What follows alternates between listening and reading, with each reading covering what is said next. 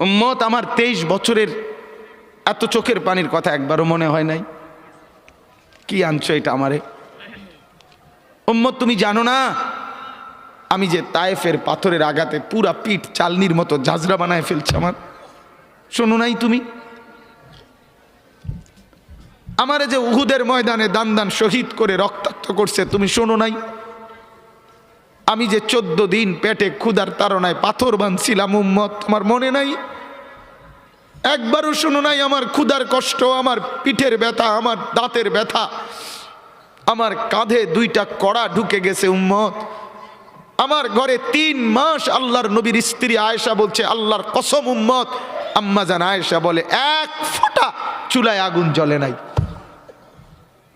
মা আওকাদাত ফি আবিয়াতে রাসূলিল্লাহ নারুন, নবীর একজন বিবির ঘরেও আগুন জ্বলে নাই।